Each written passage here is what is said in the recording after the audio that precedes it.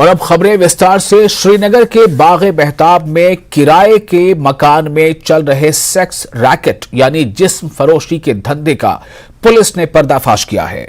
इसे चलाने वाले दो व्यक्तियों पांपोर के इरशाद अहमद भट्ट और करीमाबाद पुलवामा के मोहम्मद शफी हाजम को गिरफ्तार कर लिया गया है। इस मामले में 4 सेक्स वर्कर्स और 2 कस्टमर्स को हिरासत पर लिया गया है और चनपुरा थाने में एफआईआर दर्ज गई है। बाग-मेहताब क्षेत्र में आने वाले चनपोरा थाना पुलिस ने परिसर में छापेमारी की थी। गिरफ्तार और हिरासत में लिए गए 6 लोग श्रीनगर के ही हैं।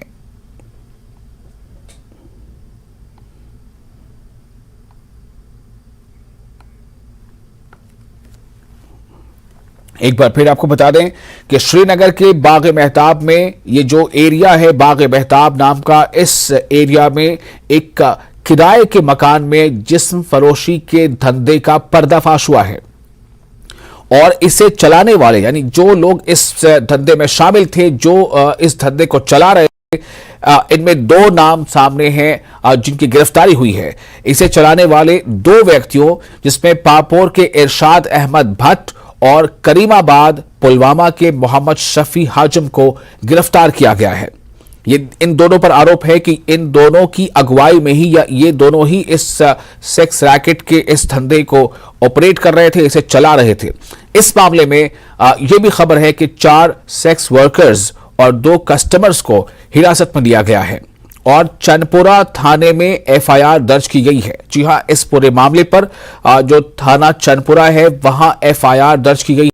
तो श्रीनगर के बाग-ए-मेहताब एरिया में किराए के मकान में चल रहे सेक्स रैकेट का पर्दाफाश हुआ है और इतना ही नहीं, इस मामले पर जो कार्रवाई हुई है उसके मुताबिक इस कार्रवाई में 2 लोगों को गिरफ्तार किया गया है, जिसमें पापोर के एक और एक करीमाबाद के 2 व्यक्तियों का नाम सामने आ रहा है। इस मामले में 4 सेक्स वर्कर्स और 2 कस्टमर्स को भी हिरासत में लिया गया है और चनपुरा थाने में एफआईआर दर्ज की गई है। बाग-मेहताब क्षेत्र में आने वाले चनपुरा थाना पुलिस ने परिसर में छापेमारी की थी। गिरफ्तार और हिरासत पर लिए गए 6 लोग श्रीनगर के ही बताए जा रहे हैं, यानी कि जो लोग गिरफ्तार किए गए हैं इस आरोप में कि जो लोग इस सेक्स रैकेट का ऑपरेशन करते थे, जो इसे चलाते थे, जो इसे ऑपरेट करते थे, और साथ ही साथ जो और लोग जो हिरासत पर लिए गए हैं, जिनमें से 4 सेक्स वर्कर्स हैं और 2 कस्टमर्स हैं। तो गिरफ्तार और हिरासत में लिए गए 6 लोग श्रीनगर के ही बताए जा रहे हैं। इसका मतलब यह है कि 2 और लोग कहां के हैं इस बारे में अभी जानकारी नहीं है, क्योंकि 2 लोगों की गिरफ्तारी होती है और उसके अलावा उनकी जो गिरफ्तारी होती है वो इस नाम पर होती है कि ये 2 लोग हैं जो इस सेक्स रैकेट को चलाते थे। और इसके अलावा जो 6 लोग जिसमें 4 सेक्स और 2 कस्टमर्स हैं, तो ये 6 लोग जो है वो हिरासत पर लिए गए हैं।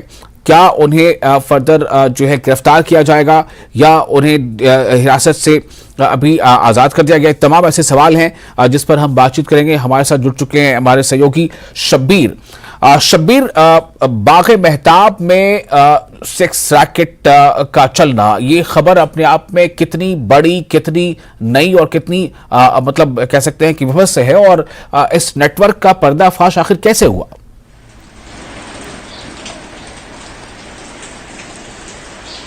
देखिए विशाल, ये कल पुलिस ने छापा डाला, बीच बस्ती में है ये जो मकान है जो किराए पे ले रखा है। हम इसी वक्त आपको पहले दिखाना चाहेंगे, ये वो जगह है जहाँ पे छापा डाला गया था। यहाँ पे ये मकान किराए पे लिया गया था और इस मकान में अभी आप देखें, आपको दिखाना चाहेंगे यहाँ से एक्सक्लूसिव विजुअल्स आपको। इससे पहले कि बाकी सवालों के जवाब दूं, ये देखिए आप, यहाँ से गिरफ्तारी हुई है। ये अभी बिस्तर यहाँ पे पड़े हुए हैं, किस तरह के का माहौल रहा होगा यहाँ पे। यहाँ से कल जो पुलिस ने बताया कि जी सेक्स वर्कर्स और ये जो धंधा चल रहा था पूरा, वो इसी मकान से चल रहा था। थोड़ा सा इसके बारे में बता दूं, पुलिस ने अभी तक ये बताया है कि 2 लोग यहाँ पे सिर्फ 2 महीने पहले वो किराए पे इस जगह को लिया था और 2 महीने से वो तकरीबन 2 महीने से यहाँ से धंधा चला रहे थे। 4 सेक्स वर्कर जैसा कि आपने बताया। ये 2 लोग जो हैं जिन्होंने किराए पे ले रखा था, इनका ताल्लुक, एक का ताल्लुक पापोर से, एक का पुलवामा से है और यहाँ से वो ये धंधा चला रहे थे। हालांकि हैरत की बात यह है कि इसके ऊपर वाली मंजिल में भी लोग किराए पे रह रहे हैं। उनका कहना है कि हमें कोई खबर नहीं क्या हो रहा था। है ये कॉलोनी, जाहिर सी बात है कि यहाँ ही किसी शख्स ने पुलिस को बताया होगा कि इस तरह की यहाँ पे शुबहात है कि यहाँ पे क्या हो रहा है। उसके बाद पुलिस ने तहकीकात की और यहाँ पे छापेमार कार्रवाई की गई, जिसके दौरान ये पहला नहीं, अगर आपको याद होगा 2006 में एक बहुत बड़ा सेक्स स्कैंडल यहाँ पे हुआ था, जिसपे सरकार हिल गई थी पूरी, कई लोगों के नाम लिए गए। बहरहाल जो सियासतदान है वो वहां से छूटे थे, लेकिन कुछ लोगों को सजा हुई थी। विशाल, नेशनल हाईवे है यहाँ से थोड़ी ही दूरी पे, वहां पे पहले कई बार ऐसा कहा गया कि वहां पे ऐसी चीजें होती है, इस तरह के स्कैंडल्स होते हैं, और वहां पे जब भी गाड़ियां चलती हैं ऑफर करते हैं, लड़कियां होती हैं। कई वीडियो आए, लोगों ने बड़ी तशवीश का इजहार किया, तब कोई कार्रवाई नहीं हुई काफी देर तक। और अभी भी लोग कहते हैं कि कई इस तरह के जो ना बस्तियों में इस तरह के ब्रॉथल्स चलते हैं जो आम लोगों को पता भी नहीं है, और लोग परेशान भी है इन चीजों को। लेकिन शब्बीर, सवाल यहाँ पर ये है कि हाईवे के पास क्या होता है जो आबादी से दूर है, लेकिन ये आप बता रहे हैं कि एक कॉलोनी है, एक आम तौर पर आम लोग इस कॉलोनी में रहते हैं और फैमिली वाले लोग इस कॉलोनी में रहते हैं। इस कॉलोनी में जिस मकान की आप बात कर रहे हैं वो मकान भी ऐसा नहीं कि बिल्कुल अफरादी एक आइसोलेटेड मकान हो, बल्कि वो मकान एक बिल्डिंग का एक फ्लैट नुमा वो मकान है। तो इसमें अगर ये सब कुछ इतने धड़ल्ले से हो रहा है, इसका मतलब क्या है कि क्या बगैर किसी तरह की पुष्टपनाही की ये सब कुछ होता रहा?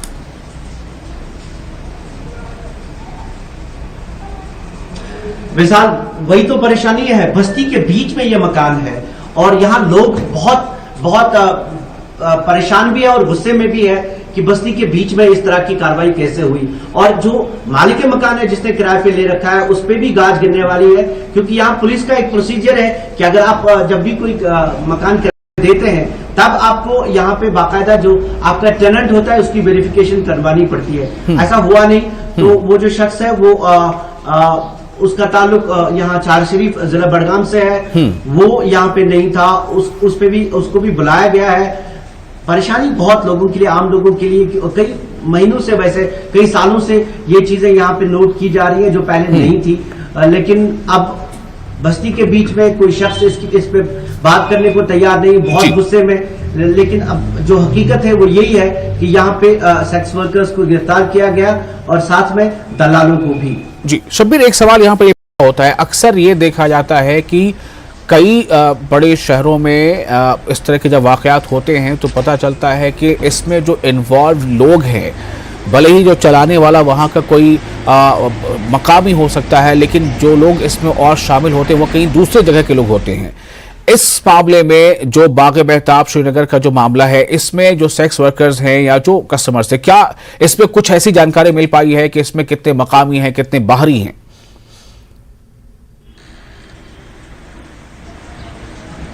देखिए, जो जिस पुलिस का कहना है कि जो ये धंधा चला रहे थे वो दूसरे डिस्ट्रिक्ट से थे, पुलवामा से, पापोर से। दो लोगों का ताल्लुक जो ब्रॉथल, एक तरीके से ब्रॉथल ही कहेंगे सीधे तरीके से, जो ये धंधा चला रहे थे। लेकिन जो इसमें सेक्स वर्कर्स थे, जो जिस्म फरोशी का धंधा कर रही थी लड़कियां, उनका ताल्लुक यहीं से बता रहा है।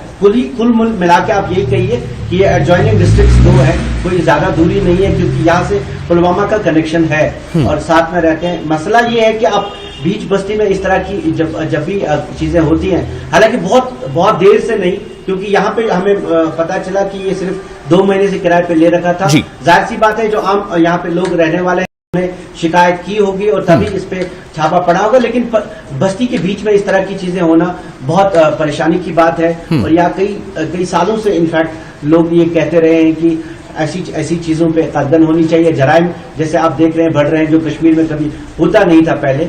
लेकिन इसको लेके भी कुल मिला के पूरे इन मामलात को लेके लोग बहुत परेशान हैं और यहाँ आम लोग भी अब इन चीजों पे बोलना पसंद नहीं करके, क्योंकि एक तरह का, हालांकि ये स्टिग्मा नहीं है, लेकिन लोग इसको इस तरह लेते हैं कि हमारी बस्ती में इस तरह कैसे हुआ। शब्बीर, जो खबर है उसके मुताबिक, जैसा आपने बताया कि 2 लोग तो गिरफ्तार किए गए हैं जिनके ऊपर ये आरोप है कि वो लोग इसको ऑपरेट करते थे, वो लोग इसके एक तरह से कह सकते हैं कि वो उसके मतलब उनकी ऑनरशिप ये चीज हो रहा था।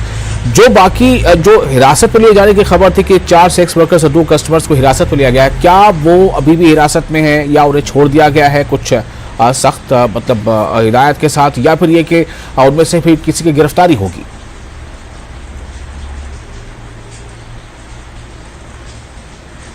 विशाल, पुलिस ने जो प्रेस नोट कल दिया था उसके हिसाब से 4 सेक्स वर्कर्स, 2 धंधा चलाने वाले और 2 उनके ग्राहक ये गिरफ्तार है और वो अभी पुलिस की हिरासत में। ऐसा नहीं हो सकता क्योंकि उनके खिलाफ जो दफात लगाई है वो उनके हिसाब से वो जल्दी छूट नहीं सकते और उनपे अब क्योंकि अब ये पहले पब्लिक भी इशू बन गया है, पब्लिक में भी पहले से इन चीजों को लेकर काफी परेशानी है, तो इसकी जांच होगी। हो सकता है कि ये लोग कहीं और भी इस तरह के धंधे चलाते हों। इसका दायरा वसी हो रहा है तहकीकात का। जी, बहुत शुक्रिया आपका शब्बीर इस बारे में मजीद जानकारी देने के लिए, और आगे अगर कुछ अपडेट है तो वो भी आपसे लेंगे। फिलहाल इसी के साथ यहाँ पर एक छोटा सा ब्रेक लेते हैं। ब्रेक के बाद खबरों का सिलसिला जारी रहेगा।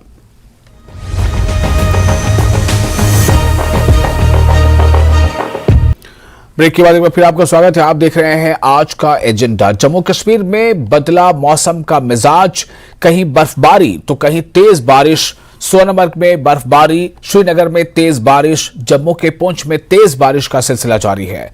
मौसम विभाग का अनुमान बारिश 5 अप्रैल तक जारी रहने की संभावना जताई गई है।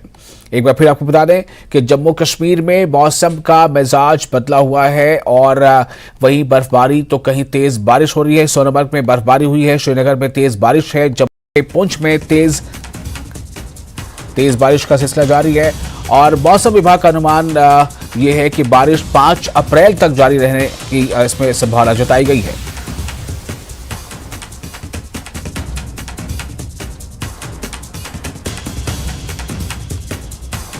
और एक और आपको इस वक्त बड़ी खबर हम दे रहे हैं। खबर यह है कि फर्जी अफसर किरण पटेल को लाया जा रहा है गुजरात। जी हां, आपको याद होगा कुछ दिनों पहले इस पर हमने काफी डिटेल में खबर दिखाई थी न्यूज़ 18 ने कि किस तरह से एक बहरूपिया, एक ठग, एक फर्जी अफसर जिसने खुद को पीएमओ का एडिशनल डायरेक्टर बताया था, किरण भाई पटेल, गुजरात का किरण भाई पटेल, उसे किरण भाई पटेल को गुजरात लाया जा रहा है। जम्मू कश्मीर से पुलिस की टीम किरण को लेकर निकली है। आईएएस बनकर ठगी करने वाले किरण पटेल को गिरफ्तार करके गुजरात लाया जा रहा है।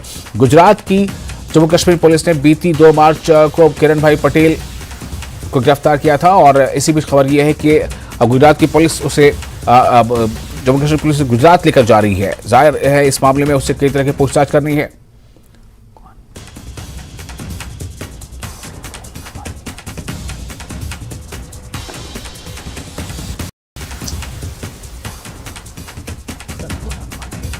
और इस वक्त सबीर हमारे साथ जुड़ चुके हैं ज्यादा जानकारी के साथ। सबीर, ये क्या है, क्या इस बारे में मजीद पूछताछ के लिए पुलिस गुजरात लेकर जा रही है?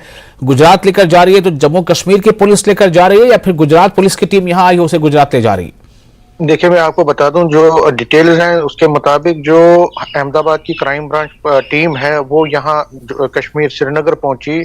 श्रीनगर में उन्होंने जो ठग है उसको अब वो ले गए हैं Ahmedabad by road. Sunday morning को वो निकले थे अहमदाबाद के लिए। हुआ यूं कि इनकी जो तहवील है वो 31 मार्च तक थी पटेल की। कई फर्जी केसों में जिसमें उसने सबसे जो केसों में जो उसने जो यहाँ पे जम्मू कश्मीर में खासकर कश्मीर वैली में एज अ पीएमओ ऑफिशियल अपने आप को दिखा के पूरी पर्क्स को एंजॉय किया, तो उस केसेस में, चीटिंग के केस में, फ्रॉड के केसेस में उनके खिलाफ यहाँ पे कई धाराएं लगी हैं जिसके मुताबिक उनको 31 मार्च शाम तक यहाँ पे तहवील में रखने की बात कही गई थी। लेकिन क्राइम ब्रांच जो गुजरात की है उन्होंने वहां पे भी कई धाराओं में उनके खिलाफ केस दर्ज किए हैं, जिसमें जगदीश चावड़ा जो कि एक बीजेपी फॉर्मर बीजेपी मिनिस्टर है, उनके भाई ने भी एक एफआईआर दर्ज की है इनके खिलाफ की थी कि इसने 15 करोड़ रुपया इनसे ऐंठा है। 15 करोड़ रुपया उनकी रिनोवेशन होनी थी एक मकान की, लेकिन वो हुई नहीं। उस केस में उन्होंने चीटिंग का केस किया है धारा 420 और बाकी धाराओं में। तो उस केस के सिलसिले में ही क्राइम ब्रांच ने इस ठग को वहां पे वो ले गई है। जी। गुजरात पुलिस ने जम्मू कश्मीर की पुलिस को रिक्वेस्ट की थी कि हमें ट्रांसफर वारंट चाहिए। जी,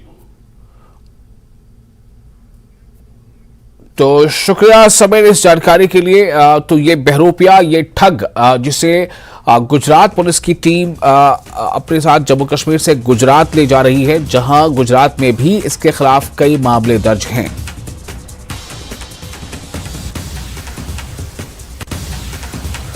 और एक बार फिर आपको बता दें, मौसम का मिजाज लगातार बदल रहा है जम्मू कश्मीर में। जम्मू कश्मीर में मौसम का मिजाज बदला है, कहीं बर्फबारी तो कहीं तेज बारिश। सोनमर्ग में बर्फबारी हो रही है, श्रीनगर में तेज बारिश हो रही है, जम्मू के पुंछ में तेज बारिश का सिलसिला जारी है। मौसम विभाग का अनुमान है कि बारिश 5 अप्रैल तक जारी रह सकती है। तो इस वक्त ये जो बदलाव है मौसम में, ये एक काफी बड़ा जो है अपने आप में बदलाव है, और इस बदले मौसम में जाहिर है इसका असर वहां के लोगों पर, वहां के दिनचर्या पर पड़ना है।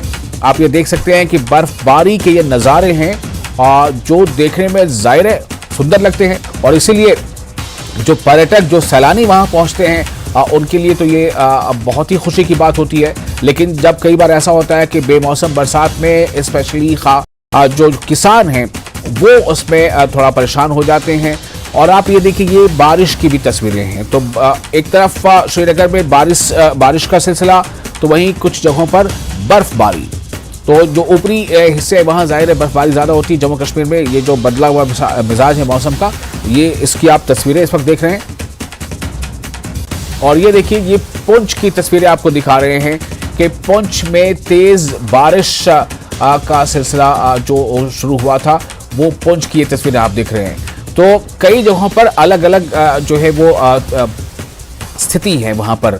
जैसा आपने आपको बताया कि सोनमर्ग में बर्फबारी हुई है, हो रही है, श्रीनगर में तेज बारिश हो रही है, जम्मू के पुंछ में भी तेज बारिश का सिलसिला जारी है। और मौसम विभाग की माने तो उसका कहना है कि 5 अप्रैल तक ये बारिश जारी रह सकती है।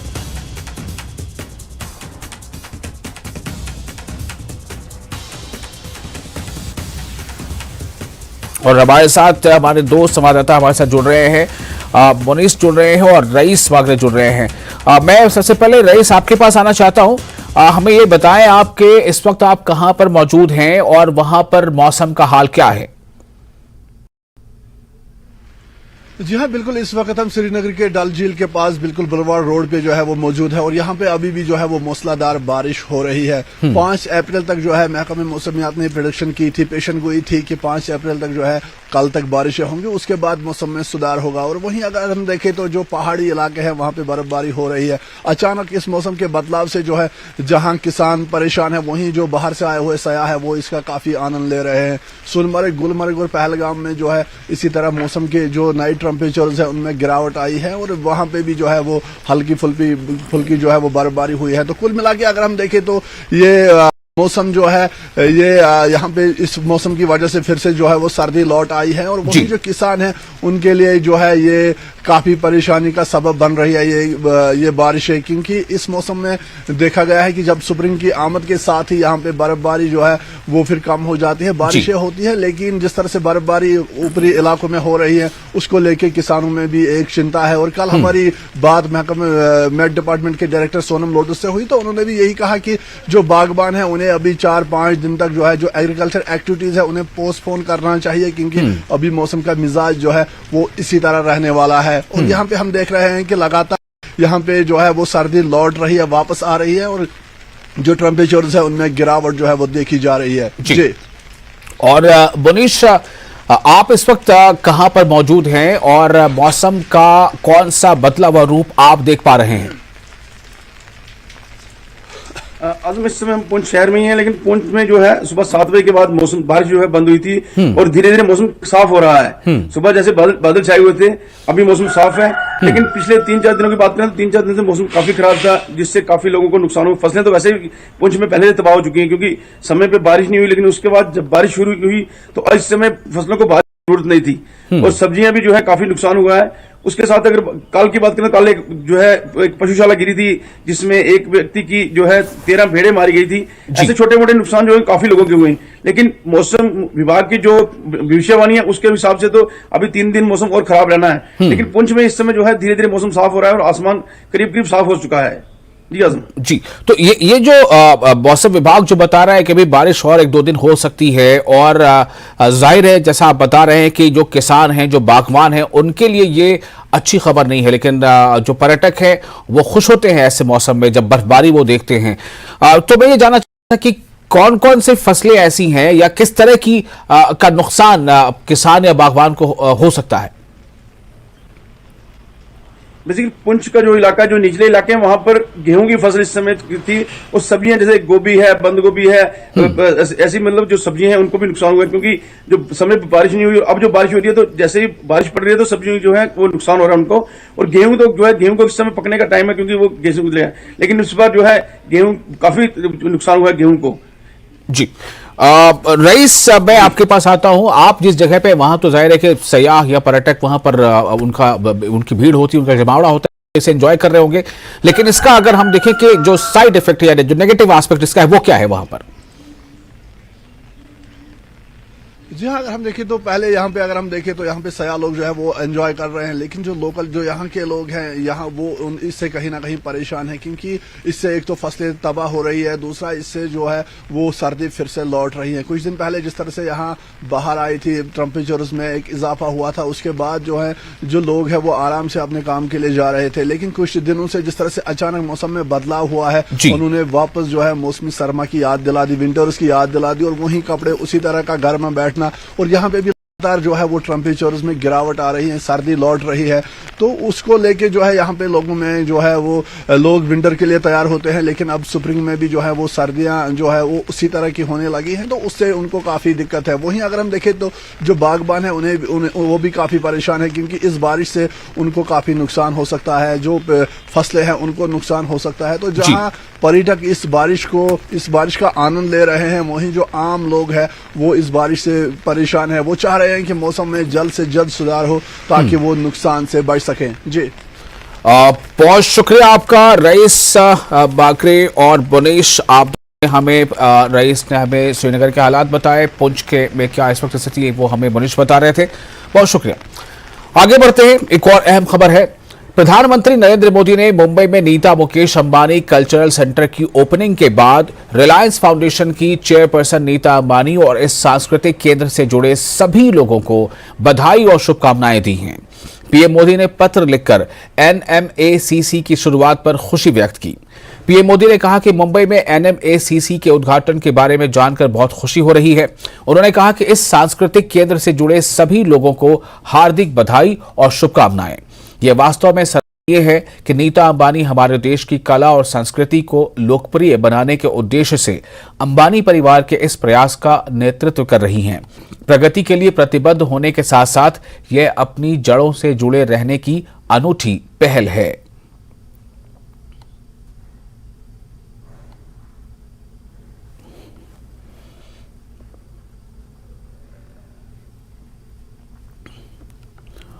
और इसी के साथ आज का एजेंडा में फिलहाल इतना ही, लेकिन न्यूज़ 18 जम्मू कश्मीर, लद्दाख, हिमाचल पर लगातार बड़ी और अहम खबरों का सिलसिला जारी है।